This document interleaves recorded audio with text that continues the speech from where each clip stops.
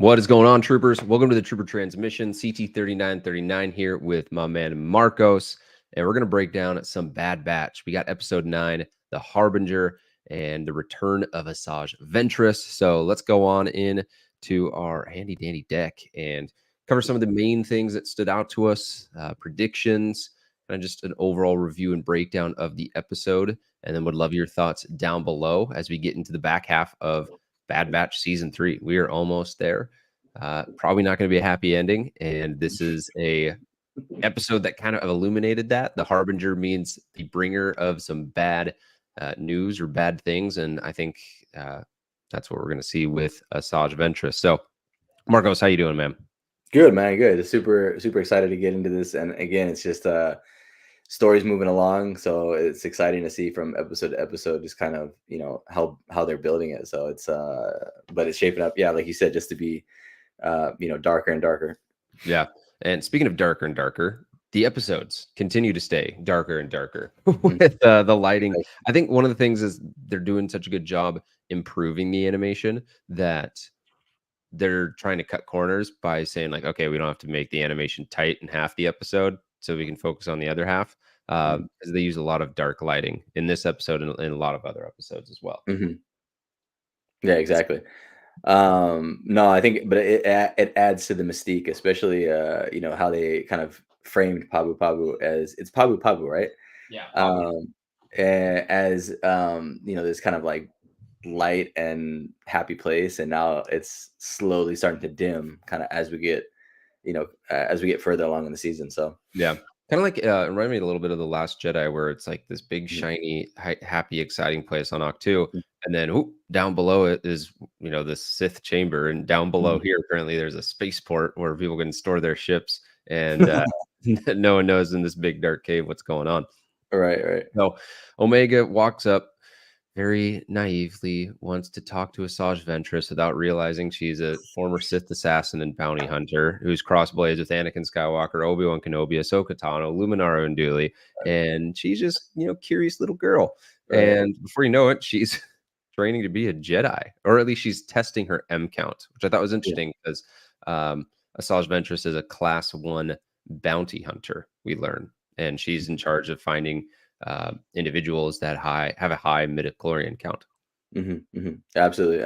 I think that was super interesting, and it goes back to like her story changed, but like, what is her role with that? Is she trying to like intervene so that they don't capture young kids, or she's just kind of keeping tabs on that so she can get in the way of the Empire taking these kids, because they are taking them younger and younger. So as we'll get into, I'm sure it's now she's kind of stepping into that and saying, I don't know, it kind of goes in line with her arc as far as like going more towards the good guys, going more towards the light side, or her her true nature.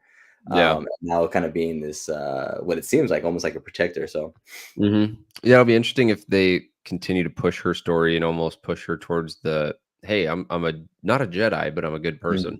And right.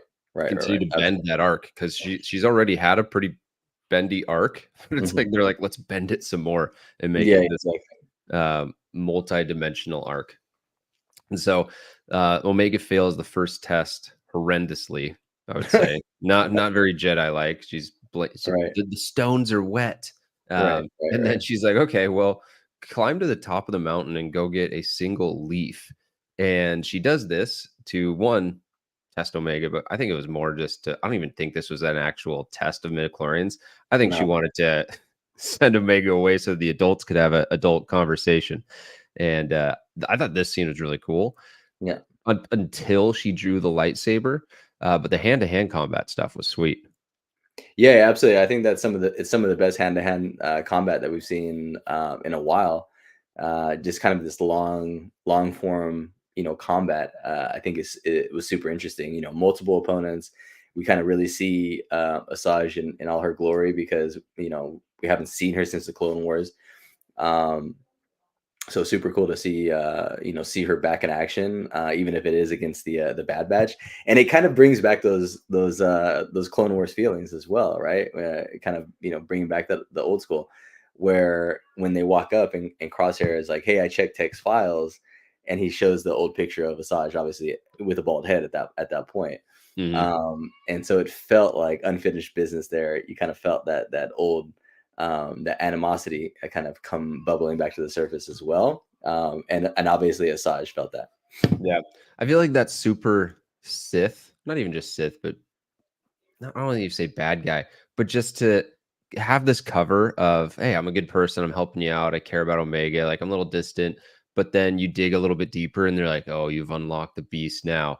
Mhm. And she was pulling out some BJJ. She was just, flipping Kung over Fu, yeah. Wrecker. And it did remind me a lot of the Clone Wars, both the original 2000, the Tarkovsky version and Bad Batch, just in how like she was moving. It was so just like Mhm. point A to point B. Mm.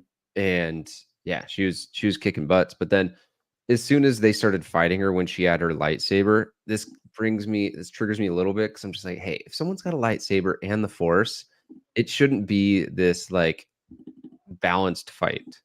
Like Right, right, all right. three of the Bad Batch should have lost their head.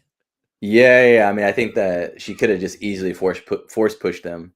And then plus she's wrapping herself in a force kind of cocoon as well. Yeah. So she's not taking damage the same way. I mean, obviously we know that.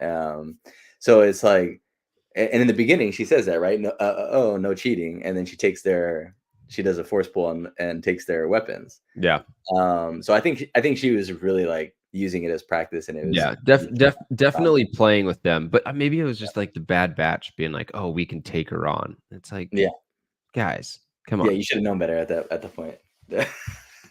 like three troopers, and like Yeah, I mean, no she could have high just ground or easily, yeah, she could have easily redirected those blaster bolts to them. So I mean, yeah, it's that's what I was waiting for, just yeah, one yeah. I right was like, right into oh, okay, someone's the getting shot. thigh. So Omega comes down, she's like, "Whoa, what you guys been doing?" And Yeah. That was an awesome shot. It just yeah, kind of having a force hold on Wrecker and on just lifting record. him like he's a feather. Yeah, and Hunter's on the ground, and Asajj is like, "Yeah, maybe I shouldn't do this." Turns out Omega's able to convince her, "Hey, no, I want to continue to do with this. My Mm, dad, Hunter, isn't gonna intervene." Dad, like Hunter's like the baseball dad who wants to helicopter parent and be involved when the coach is like, let me coach your kid, leave me right. alone." And so she takes her out for the third and final test Yeah. on the skiff. And I'll be honest, at this point, I thought Omega was going to be force sensitive. Okay.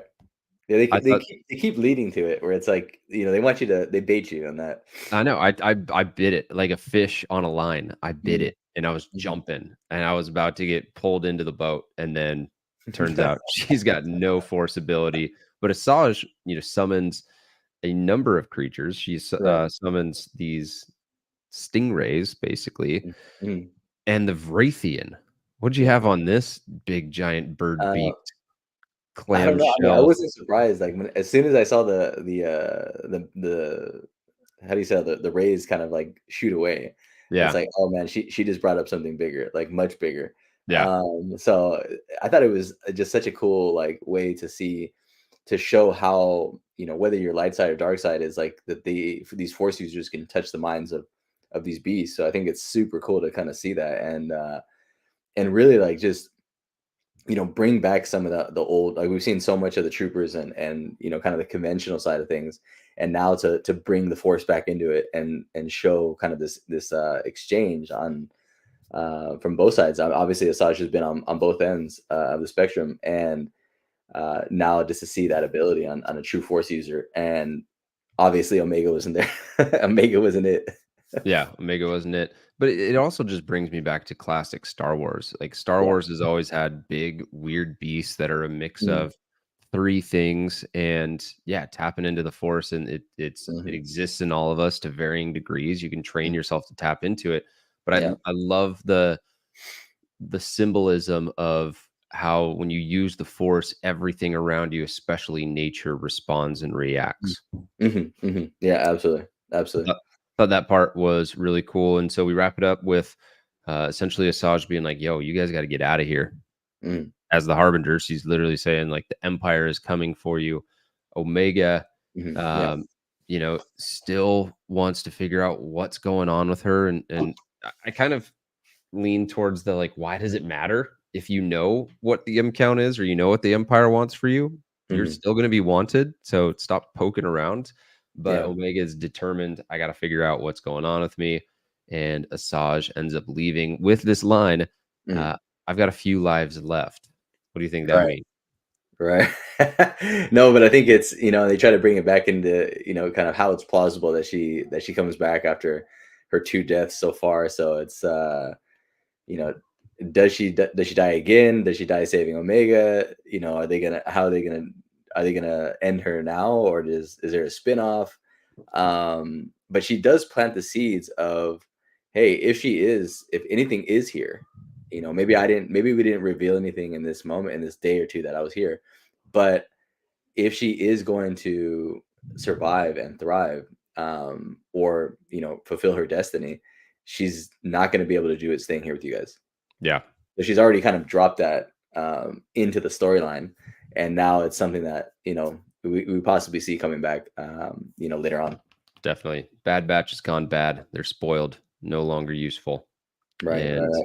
we will definitely find It's out in the last few episodes what is going on with Omega absolutely. and her role to play. So future episode predictions. I want to do one for Asajj. Where do you Mm. think we'll land with her character? And no, I think she comes back. I think she's back in the mix in some way. It might not be with Bad Batch. It might not be going to Tantus. But I do think she'll be back. Okay. Crazy tinfoil hat coming on. You ready? Yeah, go ahead, please. She helps with the clone uprising, and we get Vader versus Asajj. Oh, that would be amazing. And Vader just cuts her head off and says, "Careful not to choke on your aspirations." Yeah, I think he would make short work of her for sure. Like, I mean, Anakin, obviously I think they were kind of, I don't want to say evenly matched, but I was just rewatching, when they Anakin assault, got the best of her a good number of times. I was watching yeah, yeah, Arc Troopers on Camino. yeah. He takes the vial from her that she tries to steal. Yeah, that's what I was just watching that Mhm. yesterday. So I was like, kind of remind there, but it's yeah, I mean, I definitely think she's no match at this point for Vader as he as he is now. So it's I think it would be short work, but that would be cool to see that. I think it would be Asajj fun. versus Vader. Gonna start a hashtag on Twitter or Yeah. X. That's what we need. All right, cool. Speaking of, I don't know what the good transition here is, but speaking of getting fit for the Republic, because that's probably what Asajj does to be able to hand-to-hand combat people. Mm. We've got a number of ways that you guys could join the Republic Army.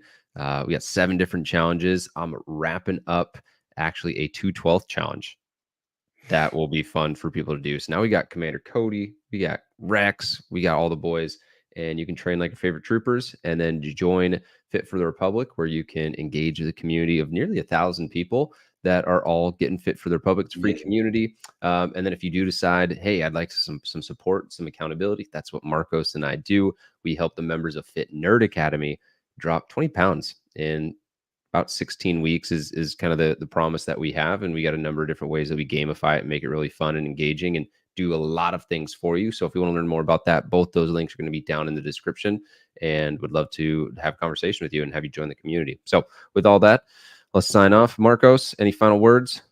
No, get after it, whether it's the 30-day challenges or you join us on the on Trooper Transmission or in Fit Nerd Academy. Just get after it no matter where you're at. So This is the super way. fun. This is the way. All right, man. This is it. CT3939 signing out. 4526. I'll catch Bye, you guys. guys later.